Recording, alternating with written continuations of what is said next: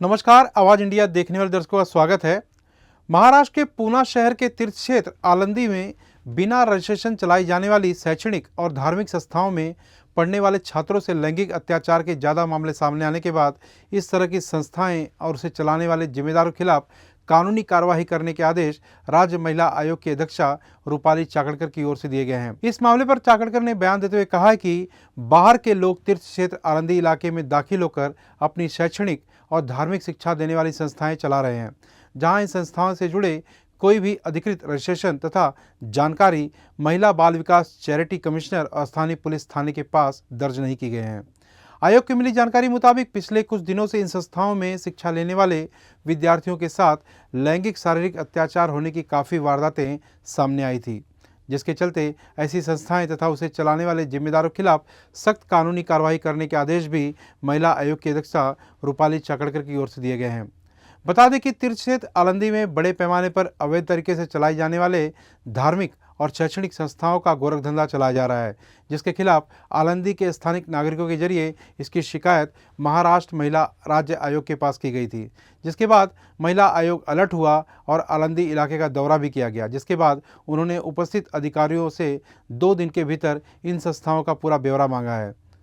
और पूरा ब्यौरा प्राप्त करने के बाद 7 दिन के भीतर सख्त कानूनी कार्रवाई करने के आदेश भी राज्य महिला आयोग की तरफ से दिए गए हैं। कुछ दिन पहले यहाँ के आलंदीकर ग्रामस्थ थे, इनके तरफ से मुझे एक निवेदन दिया था। उसमें उन्होंने बहुत सारे कंप्लेंट्स की थी। तो सबसे पहले उनकी कंप्लेंट की इस आलंदी के प्रीमाइस में कुछ संस्था इस तरह से काम कर रहे हैं जिनका रजिस्ट्रेशन वो महिला बाल विकास के पास भी नहीं है और धर्मोदय आयुक्त के पास भी नहीं है। बाहर से बहुत सारे लोग आके यहाँ के संस्था शुरू कर देते हैं जिनका रजिस्ट्रेशन इन इलाके में नहीं, इन लोगों के पास नहीं, पुलिस स्टेशन में उनका कुछ रजिस्ट्रेशन और इन्फॉर्मेशन नहीं है। तो उसमें बहुत सारे केसेस ऐसे होते हैं कि 10-12 दिन के बाद कुछ तो लैंगिक अत्याचार के केसेस हमारे सामने आ जाते हैं। इनके लिए तो केस दर्ज हो जाती है, कार्रवाई भी की जाती है, लेकिन फिर से वो केस इस तरह से जारी रहती है। इसीलिए राज्य महिला आयोग की तरफ से आज हमने मेरे साथ मेरे सेक्रेटरी है और पुलिस उपायुक्त उप विभागीय अधिकारी है, हमारे बाल हक के मेंबर मेरे साथ है, तहसीलदार, मुख्य अधिकारी, निरीक्षक और जिला महिला बाल विकास अधिकारी, वरिष्ठ पुलिस निरीक्षक, इन सबके साथ ये मीटिंग करके उनको सूचना दी गई है कि 2 दिन में जो भी संस्था यहाँ पे काम कर रहे हैं, बहुत सारे संस्था है हमारे पास, उनके नाम और